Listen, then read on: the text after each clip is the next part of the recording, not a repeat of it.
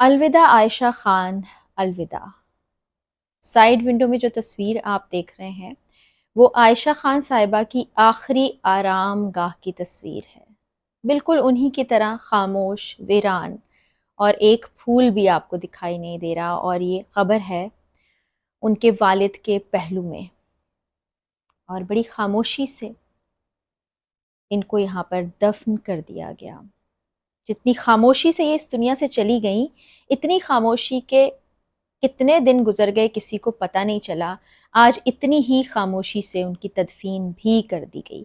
तफसीलात क्या हैं, कौन सा कब्रिस्तान था, किसने तदफीन के फ़राइज़ सर अंजाम दिए, पोस्टमार्टम क्यों नहीं कराया गया, औलाद के आखिरी वक्त पर मौजूद थी, ये तमाम तफसीलात आपसे आज की वीडियो में शेयर करने जा रही हूँ। जब आखिरी वीडियो जो आप देख चुके हैं उसको रिकॉर्ड कर रही थी तो दोपहर का वक्त था, उस वक्त तक तदफीन नहीं हुई थी। अब जो तफसीलात सामने आ रही हैं उसके मुताबिक इनके बेटे पहुँचे पुलिस स्टेशन, जहाँ पर उनसे कहा गया कि कानूनी कार्रवाई को मुकम्मल किया जाए।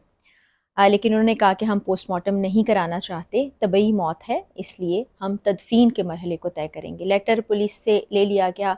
उसके बाद ईदी सर्द खाने में इनकी बॉडी मौजूद थी, वहाँ से उनको ले जाया गया सखी हसन कब्रिस्तान में, जहाँ पर बड़ी खामोशी से उनकी तदफीन कर दी गई। जैसा कि आप तस्वीर में देख रहे हैं, लग ऐसा ही रहा है कि एक ही कब्र है, उसके एक हिस्से में आयशा खान की तदफीन कर दी गई, दूसरी जानिब आप उनके वालिद की ख़बर देख रहे हैं, उनके बिल्कुल पहलू में है, और ईंटों के ज़रिए से उसको डिवाइड करके दो हिस्सों में तकसीम किया गया है।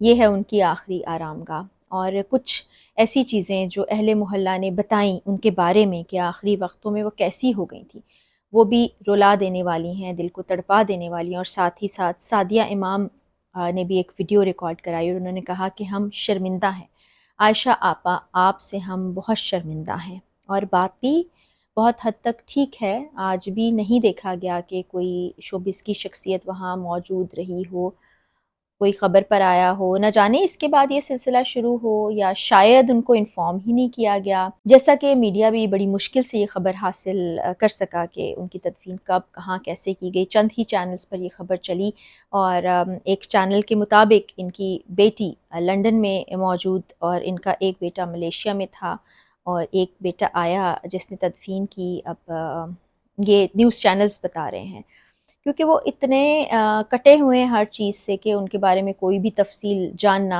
बहुत ही अजीब सा लग रहा है। ये वीडियो बनाते हुए भी मुझे बहुत अजीब सा लग रहा है। आप लोग को एहसास हो रहा होगा कि मेरे लिए बोलना भी मुश्किल हो पा रहा है, क्योंकि जो उनके अहले मोहल्ला ने तफसीलात बताई, जो पुलिस ने रवैया बताया, वो भी बड़ा परेशान कुन है और दिल दुखता है। सबके वालिदैन को अल्लाह ताला ज़िंदगी दे और तौफ़ीक भी दे तमाम बच्चों को कि वो अपने माँ बाप को आखिरी वक्त में अकेला ना छोड़ें। लेकिन ये जो तफसीलात बताई गई हैं ये बहुत दिल दुखाने वाली हैं। बताते हैं कि बड़ी ज़िंदा दिल खातून हुआ करती थी, बड़ी मिलनसार हुआ करती थी। बहुत लंबे अरसे से वो इसी बिल्डिंग में मुकीम थी, फिर बीच में कुछ अरसा शिफ्ट हो गई, फिर दोबारा वापस आ गई।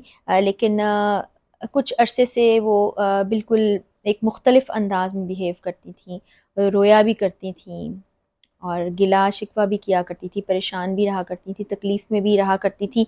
और फिर ये सब करते करते ये भी बताया जाता है खुद से बातचीत भी करती थीं। एक दिन वो खामोश हो गई थी और उसी दौरान उनके पाँव में फ्रैक्चर भी आया था, जिसके बाद वो घर में बंद होकर रह गईं। अब ये भी देखिए ना, जो हम ये सवाल उठा रहे थे कि उनके साथ किसी न किसी का होना ज़रूरी था, किसी को अपने साथ रख लेती, किसी नर्स को, किसी डोमेस्टिक हेल्प को, किसी को काम के लिए जो खाने का, उनकी खिदमत का कोई इंतज़ाम करता। लेकिन उनका शायद इस दुनिया से ही दिल उठ गया था, क्योंकि जब अपनी ही औलाद के हाथों आप इस तरह से तकलीफ़ में आए हों तो फिर आप क्या कर सकते हैं। वो बोल्ड न्यूज़ था जिसने ये बताया था कि उनका एक बेटा मलेशिया में है। कमेंट सेक्शन में किसी ने तीनों बच्चों के नाम भी बताए, अहमद, अहमर और आलिया। अहमद तो हम पहले भी यही कह रहे थे कि एक बच्चे का नाम गालिबन यही रहा होगा, लेकिन कोई आके सामने किसी ने कोई बात ही नहीं की, इस बारे में कोई बयान ही नहीं दिया। उन्होंने कहा हमें किसी पर कोई शक व शुबा नहीं है, ये तबई मौत ही थी, हम सिर्फ तदफीन करना चाहते हैं। और तदफीन करने के बाद भी रिपोर्ट करते हुए एक रिपोर्टर ये बता रहा था कि फ़िक्र थी उनको कि हमें वापस जाना है, अपने घरों को लौट जाना है।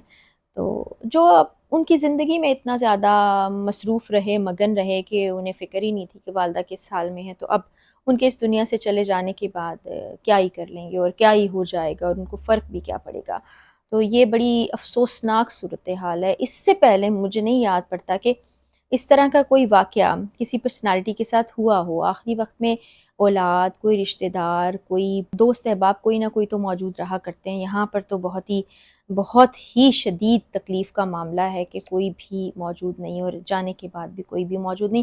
آپ اولاد سے یہ امید رکھتے ہیں، اور خاص طور پر بیٹوں سے یہ امید رکھتے ہیں کہ چلیں ہمارے جانے کے بعد ہمارے لیے کوئی پڑھائی کریں گے، ہمیں یاد رکھا جائے گا، ہمارا نام تو رہے گا، یا بیٹوں کے لیے سوچتے ہیں کہ وہ آخری وقت کا سہارا بنے گا۔ تو جب ایسے واقعات، ایسے سانحات، ایسی تکلیف دہ صورتحال سامنے آتی ہے تو پھر سوچتے ہیں کہ ٹھیک ہے، آپ اس دنیا میں اکیلے آئے تھے، اکیلے چلے جانا ہے، لیکن رشتے ناتے احساس کے لیے ہی ہوتے ہیں، اور احساس بہت بڑا جذبہ ہے، اپنوں میں نہ ہو غیروں میں ہو تو بھی بڑا ہی امپورٹنٹ ہے، لیکن یہاں تو ایسے لگ رہا ہے احساس سے آری دنیا میں ہم سانس لے رہے ہیں، اور ایک تکلیف پہنچانے والا یہ واقعہ ہے، اور نہ جانے کتنے دن اس پر سب لوگ پریشان رہیں گے۔ اور چلی گئی اپنے دکھوں تکلیفوں کے ساتھ اس دنیا سے منہ موڑ کر، اور آخری آرام گاہ میں اب ان کا جسم موجود ہے، اور جسم بھی کیا ہوتا ہے، جسم سے جب روح چلی جائے تو وہ بس ایسے ہی ہے، مٹی سے بنایا گیا انسان ہے، مٹی میں جا ملتا ہے۔ جو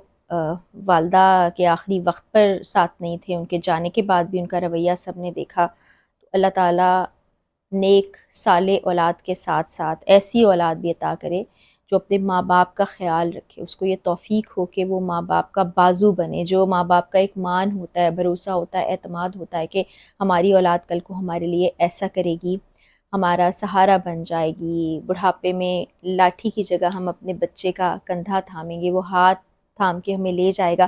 ماں تو ایک ایک قدم چلنا سکھاتی ہے نا، ہاتھ پکڑ کے پہلا لفظ آپ کو بولنا سکھاتی ہے، اس کی گود میں آپ نے کتنی راتیں گزاری ہوتی ہیں، اور کس تکلیف میں وہ رہی ہوتی ہے، اور آپ کو سکون اور آرام دیتی ہے، اور زندگی بھر بھی آپ کے لیے انہوں نے کام کیا۔ ان کے شوہر بھی اس دنیا میں نہیں رہے، اور بہن بھی انتقال کر گئی ہیں، کوئی بہت بڑا خاندان نہیں تھا، والد بھی ان کے انتقال پا چکے ہیں، تو جو سلوک ان کے ساتھ ہوا ڈیزرو نہیں کرتی تھی، بہت ہی افسوسناک ہے۔ جتنا کنڈیم کیا جائے، جتنی مذمت کی جائے، اور جتنا سیکھا جائے کہ ایسی اولاد نہیں بننا، وہ کم ہے، اور جن کے والدین زندہ ہیں قدر کیجئے۔ یہ جب ہستیاں چلی جاتی ہیں نا تو پھر آپ کو احساس ہوتا ہے کہ کیا کھویا آپ نے، لیکن کچھ جگہ شاید کچھ لوگ ایسے بے حس ہوتے ہیں کہ وہ کسی بھی صورتحال میں، کسی بھی اذیت میں کوئی احساس نہیں کرتے، اور ان کو کوئی خیال نہیں آتا۔ تو اللہ تعالیٰ اتنا پتھر دل ہونے سے ہم سب کو بھی بچائے۔ عائشہ آپا کے لیے بہت دعائیں، آپ سے بھی درخواست ہے کہ دعا کیجیے گا، نہ جانے ان کے اپنے جو قریبی تھے، خود جن کو پیدا کیا انہوں نے، وہ دعا بھی کریں گے یا نہیں کریں گے، کچھ سمجھ نہیں آ رہا ہے۔ اللہ تعالیٰ ان کی اگلی منزلیں آسان کرے۔ اجازت دیجیے، اللہ حافظ۔